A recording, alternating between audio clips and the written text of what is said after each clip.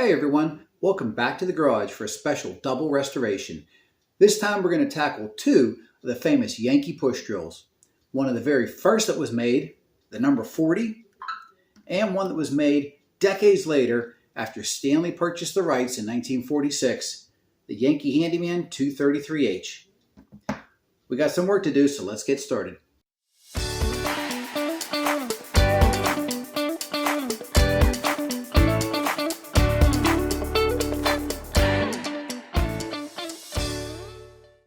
The Yankee number 40 was first made by North Brothers out of Philadelphia, Pennsylvania, starting around 1900.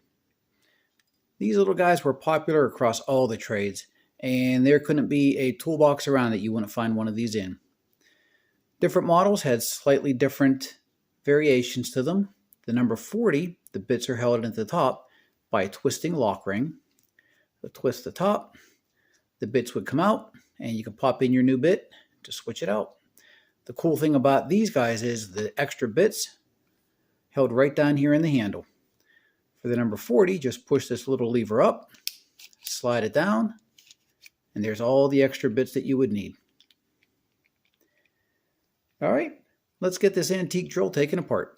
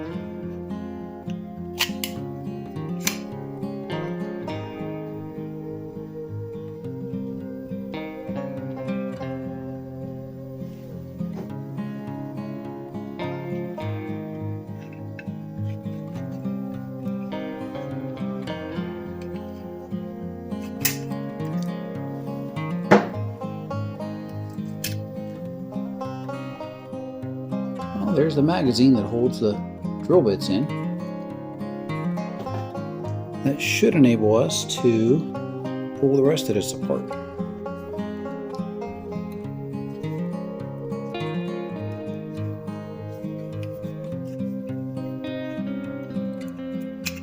There we go.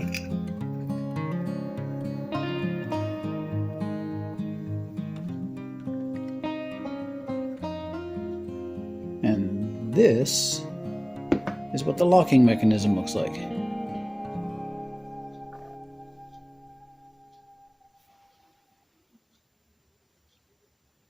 Little tab and a spring.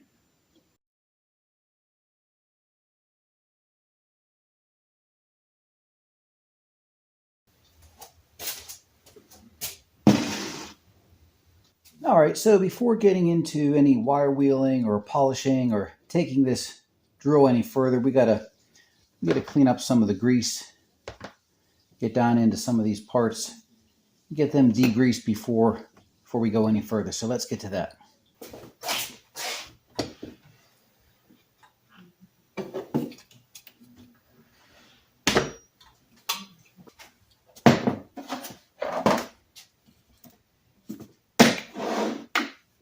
So the easiest way to clean some of these parts down inside is just use some simple brake cleaner.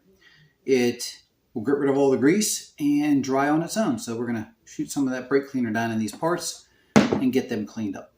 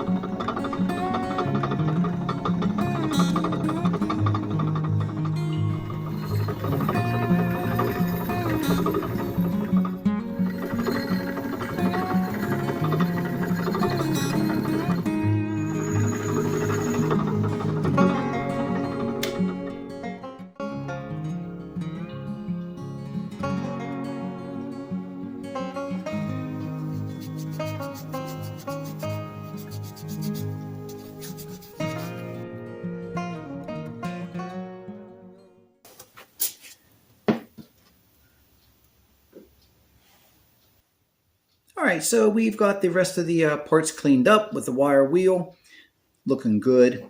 The chuck here and some of the other parts, they were nickel plating over steel. They still look decent, but the body was nickel plating over brass. So the shaft here, the bottom case, and the bottom part of the tube, you could definitely see where the nickel plating has rubbed off and it's left with a brass finish. Let me get you in closer to see some of that. Doesn't look bad. It'll shine up nice, but it definitely gives it that worn look. For instance, the number 44 drill, this was the number 40, the number 44 drill that I have. It's polished, it shines, but you can see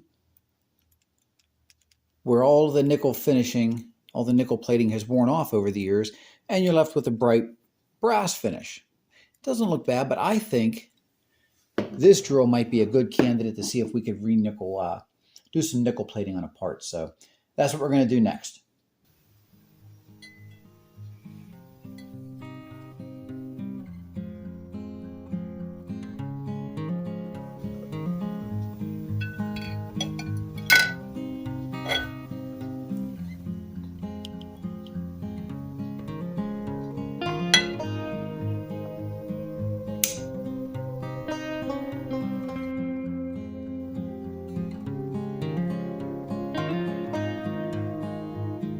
Looking forward to seeing how this piece turns out.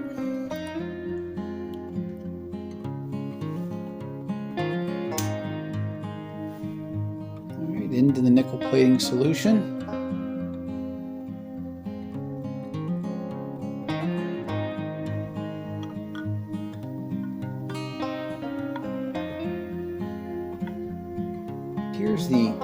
Here's the worst piece as far as the worn nickel plating.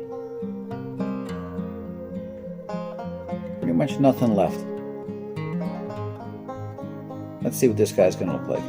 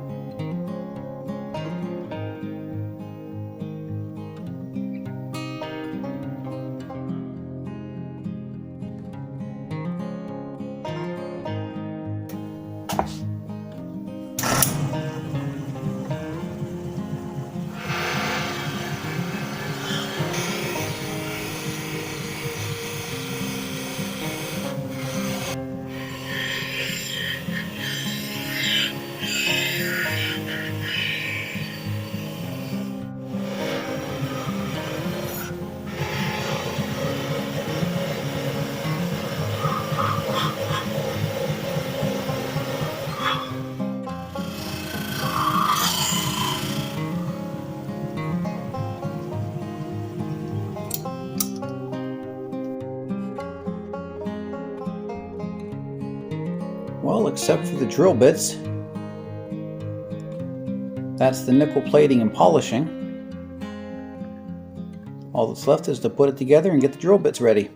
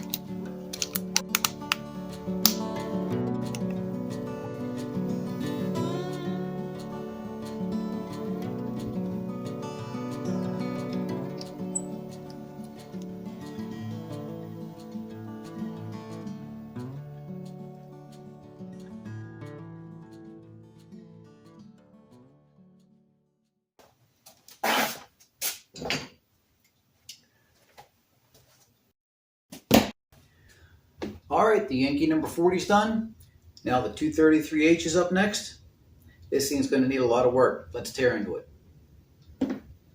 So, like the original Yankee number 40, this later model has storage in the handle for extra bits as well. Unscrew the base, and there's your storage. The selector switch here in the middle, to get you in closer to see this guy, allows the tool to function in both a reverse and a forward direction, with the middle setting being basically a neutral, allowing you to use it as a standard screwdriver. Unlike the number 40, the bits are removed from the top by pulling down on the collar and extracting the bit. All right, let's take this thing apart.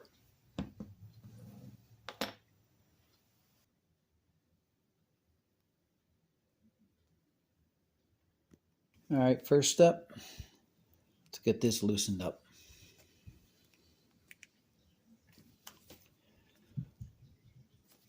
It's gonna need some coaxing.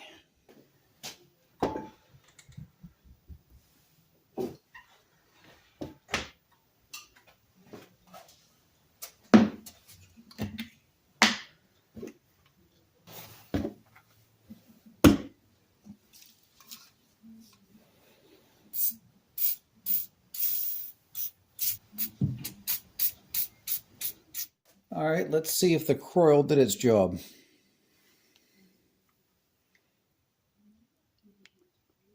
I think we got it.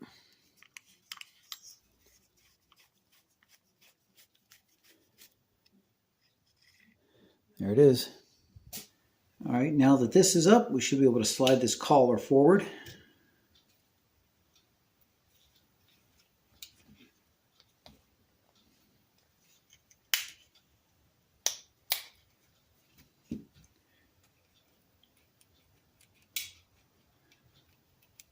There we go.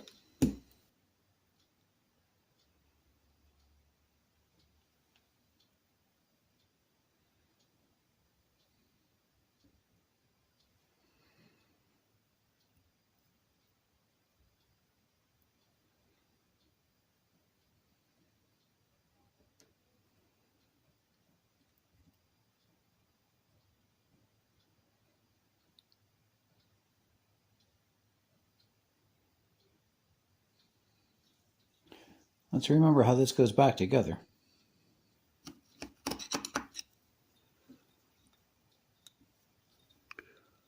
There's one gear.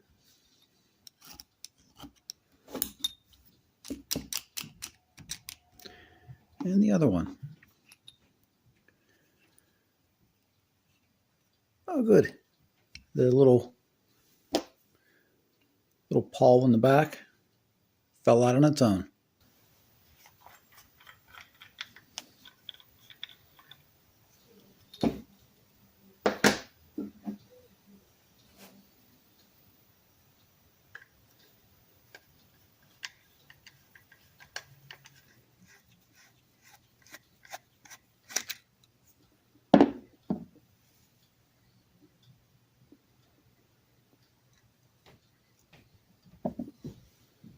All right, now the fun part coming up. This plastic handle is fit onto the frame rather tightly, so we're going to drop it in the vise, see if we can coax it off.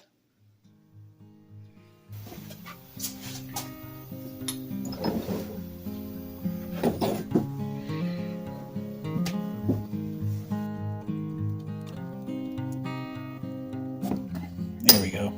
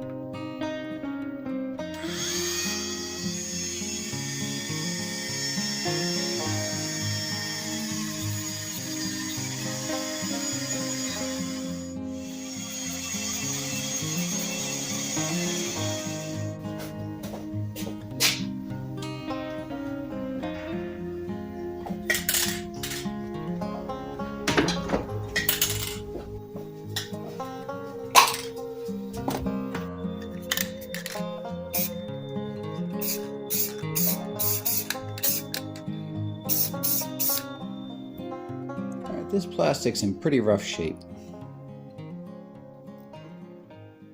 A lot of scratches. See if we could sand some of it up.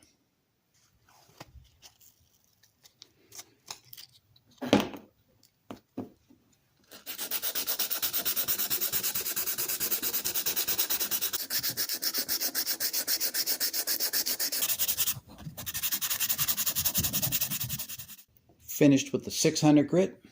It's starting to come along.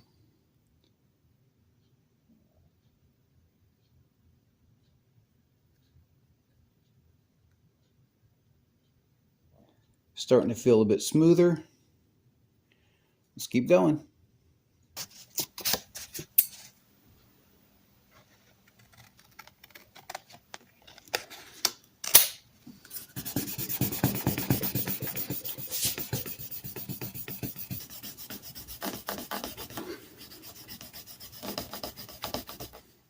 So the plastic handle came out really nice after sanding. Smooth. A lot of the major scratches and scuffs are gone, but it's still got that yellowed look to it. So we're going to try something. We're going to soak it in some hydrogen peroxide and put it under a light for a little while, see if that helps.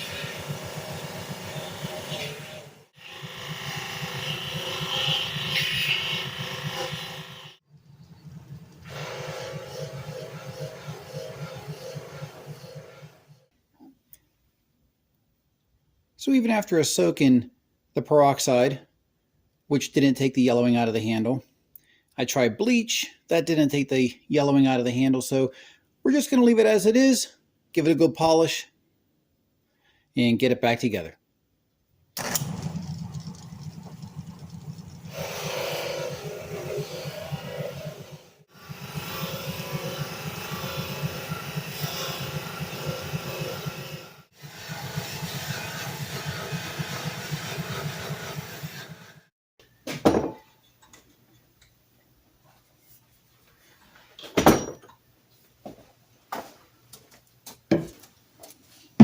All right, one last polishing on the handle. It came up pretty nice. We're going to give it a little bit more shine. We're going to use some of the Plastex on it and get it finished up.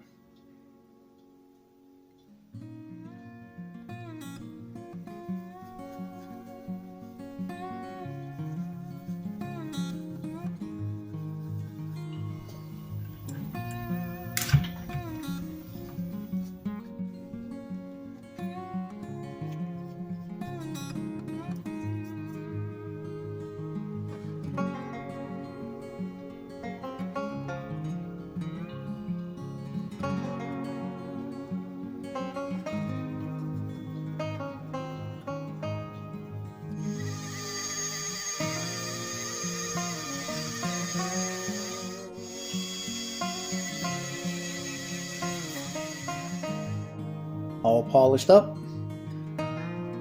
Time to get this guy back together.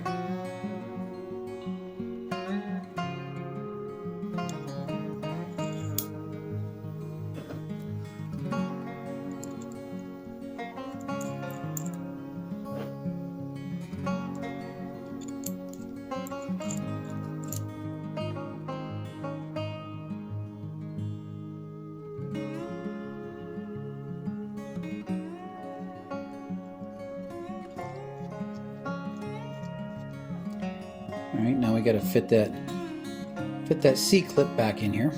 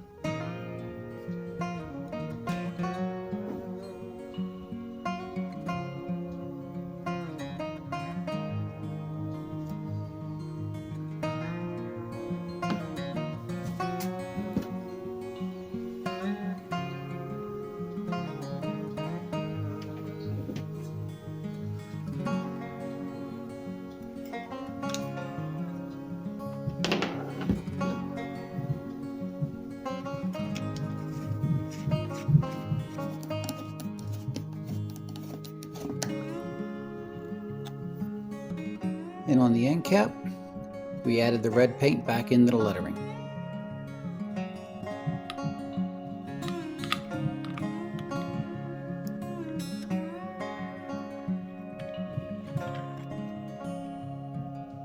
Alright, the part everyone likes, here's a few before and after shots.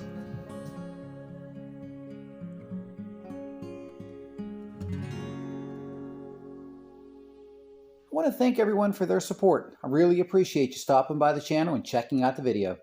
Be sure to subscribe, hit that like button, and leave a comment to help the channel to continue to grow. We'll see you on the next restoration.